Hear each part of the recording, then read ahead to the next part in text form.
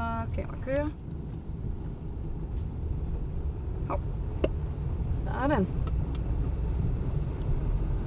Hej Michael. Hov, han er der.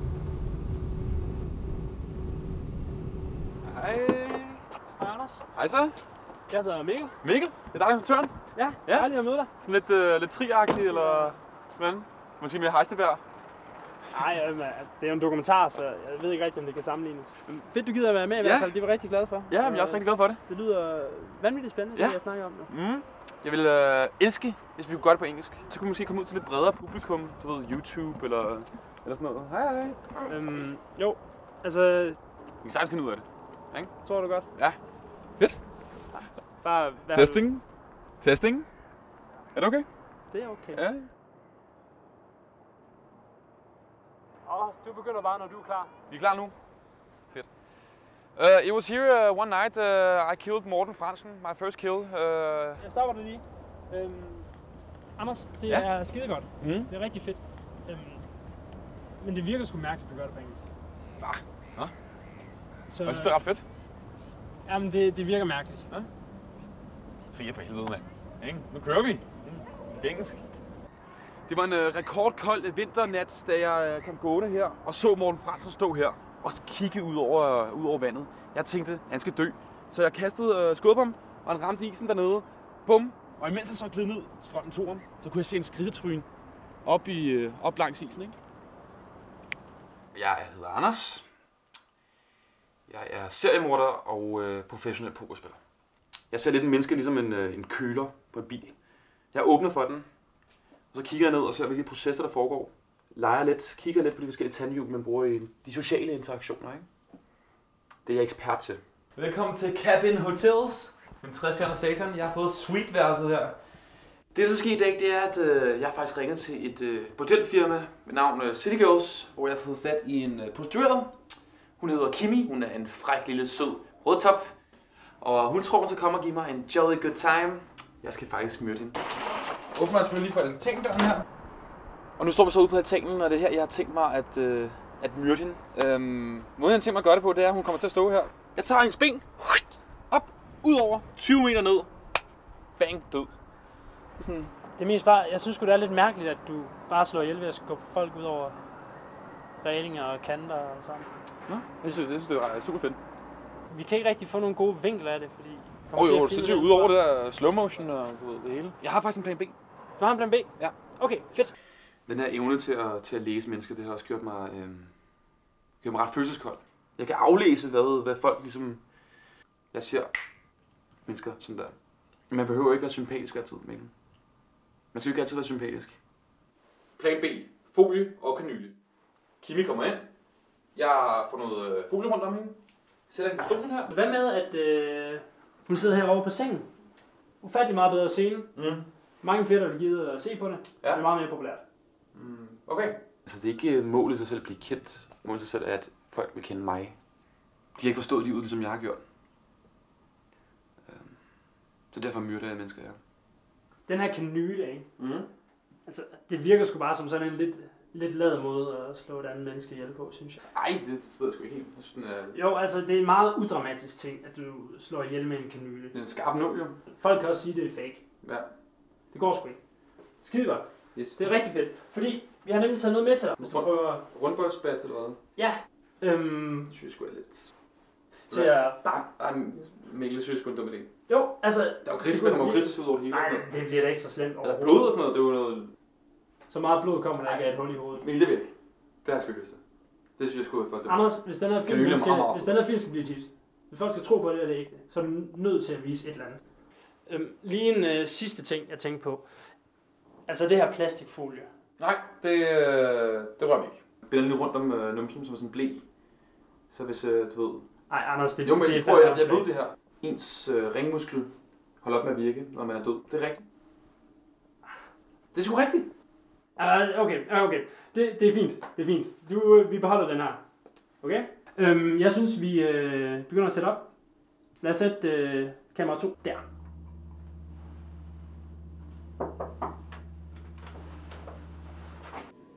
Hej. Hej. Hyggeligt at møde dig. Det er lige måde. Skal jeg tage din jakke? Ja, tak. Nej. Du behøver ikke at tage tøjet af. Det er fint nok. Jeg synes, det kunne være rigtig frækt, hvis du viklede dig ind i det her. Ja. Ja. Ikke sådan der. Hvis nu du stod op, kunne jeg lige...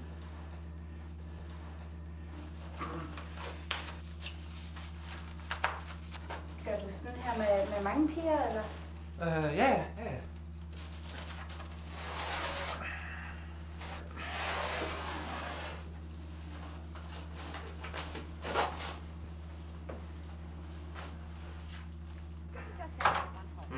Kan du lige se lidt fjernsyn? Giv mig lige 2 sekunder. Mikkel, vi skulle til afløs. Nej, hun er jo kæmpe stor jo. Du går bare ud, og så gør du det. Hun er decideret tyk. Nej, hun er helt normal. Du kan ikke få hende ud af bilen. Jo, fører du det her igennem. Kom så.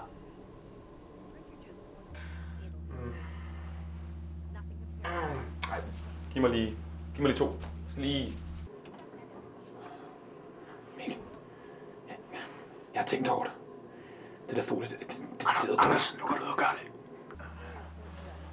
Det er for dårligt planlagt, jeg kan. Anders, du kan gøre. Kom så. Det er helt fint. Det fungerer.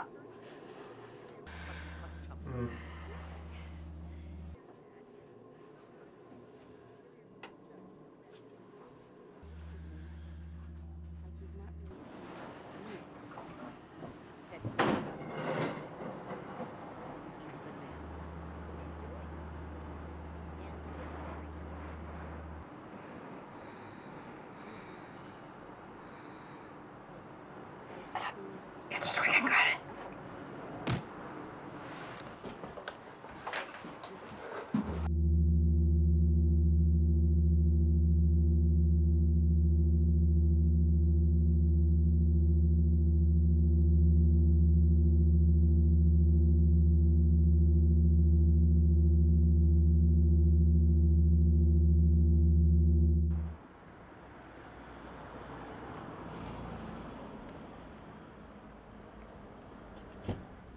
Jeg har ikke nogen moralske samvittighedsproblemer.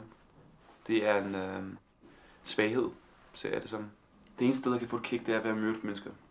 Jeg er jo en robot, så derfor for ligesom at føle mig lidt menneskelig, så likviderer jeg så mennesker. Masser af mennesker.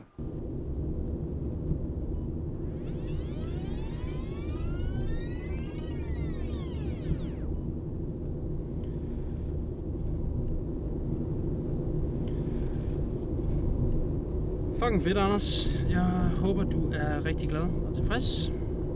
Vi har ikke nogen film. Fik det ikke med. Så det er bare pisse fedt. Jeg gjorde det jo. Altså, det er meget muligt, men vi har ikke fået det med, så det ser fucking fake ud. Altså, det var spændende. Det ville jo være spændende at rent faktisk se dig slå en ihjel. Rent faktisk vise, at du er seriemorder, ikke? Men jeg gjorde det jo. Du gjorde det fucking dårligt. Du skulle være en ekspert i det. Du har prøvet det mange gange før. Du skulle være vant til det, ikke?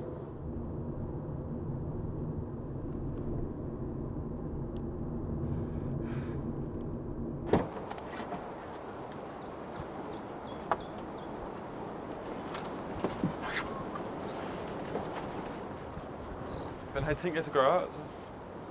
Mikkel? Sig...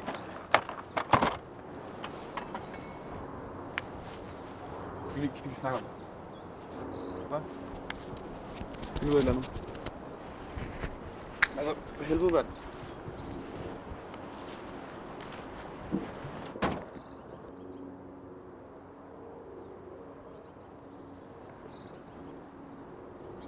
Stop lige. Hold nu op. Nå, kom!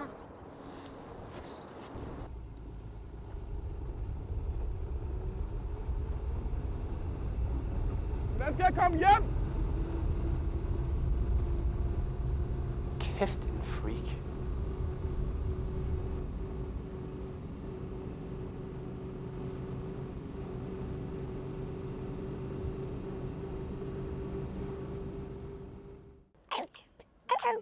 Au.